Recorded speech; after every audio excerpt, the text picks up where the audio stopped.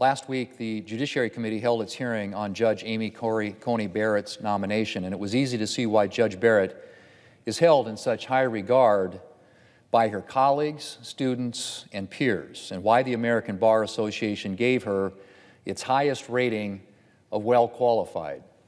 We knew long before the hearing that Judge Barrett possesses an extraordinary intelligence and a comprehensive command of the law. But over 3 days of testimony, Americans got to see her qualifications for themselves.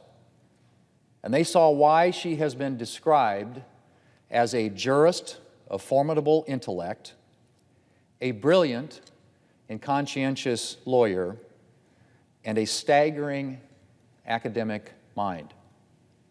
Even the Democrat ranking member on the committee, the senior senator from California, couldn't hide the fact that she was impressed.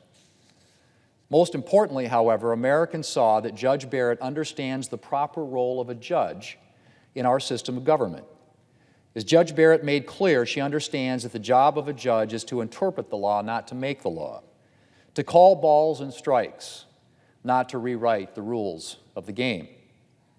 Or, as Judge Barrett said to the Democrat whip at the hearing last week, I apply the law, I follow the law, you make policy.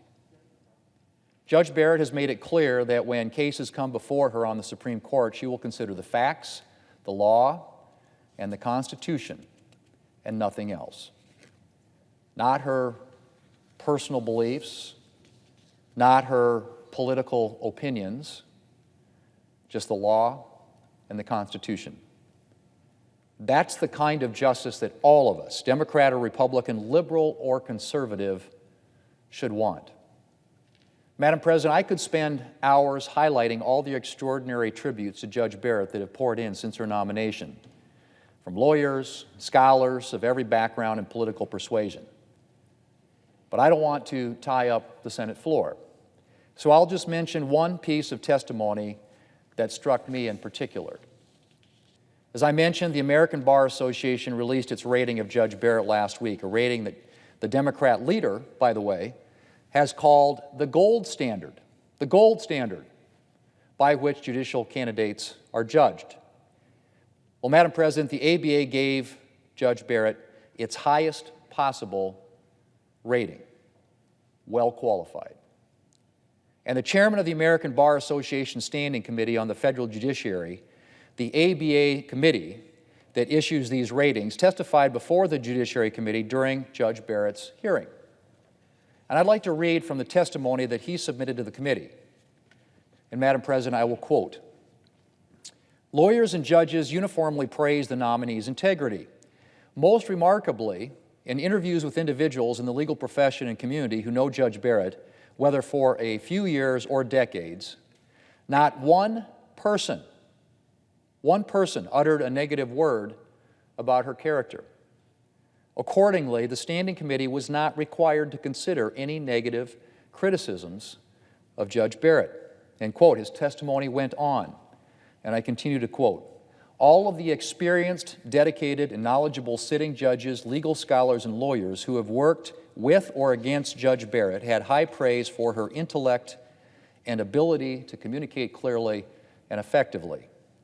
Given the breadth, diversity, and strength of the positive feedback that we receive from judges and lawyers of all political persuasions and from so many parts of the profession, the Standing Committee would have been hard-pressed to come to any conclusion other than that Judge Barrett has demonstrated professional competence that is exceptional."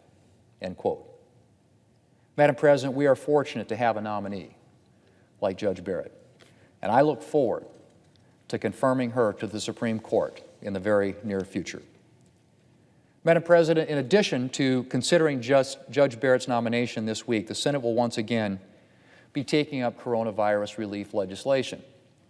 We tried this in September, of course, but Senate Democrats filibustered our relief bill.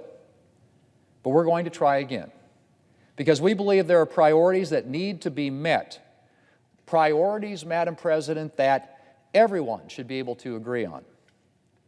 Things like helping the hardest hit small businesses, getting schools the resources that they need to safely reopen and safely operate, and providing additional health care resources to fight the virus. Democrats, of course, have spent a lot of time talking about how we need to pass additional coronavirus relief.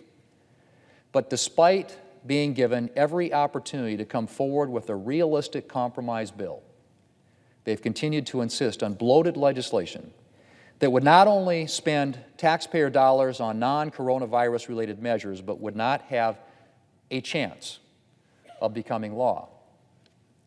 Madam President, it's very difficult for me to understand Democrats' thinking, if that is, they really want to get more COVID relief to Americans and don't just want to use this as a political issue. I realize that Democrats would like to pass exactly the bill that they want, but their liberal wish list simply wouldn't make it through Congress. Democrats could, however, get something through Congress. Republicans have made it clear from the beginning that we're willing to compromise the Democrats if they will just come to the table with a reasonable offer. The Democrats have so far decided that they'd rather see Americans get no relief, zero relief, Madam President, than compromise with Republicans. And that is really difficult to understand unless, as I said, Democrats aren't really interested in getting more COVID relief to Americans. The Democrats' position makes a lot more sense if they're just trying to exploit this crisis for political gain. But Republicans are going to try again this week. The bill that we're bringing up would address some of the nation's most important coronavirus priorities. Priorities, I would add, Madam President, that are bipartisan priorities. And I hope that some Democrats will join us to get additional relief to the American people. The Democrat leadership may be holding coronavirus relief hostage, but rank-and-file Democrats don't have to. Madam President, they don't have to have their all-or-nothing wish list. They can come to a reasonable compromise and give much-needed resources to the American people. Instead, what they're saying is zero relief, no relief, is better than compromising with Republicans. And that's an unfortunate position, unfortunately, Madam President, for them to be in, and a very unfortunate position for the American people. Madam President, I yield the floor.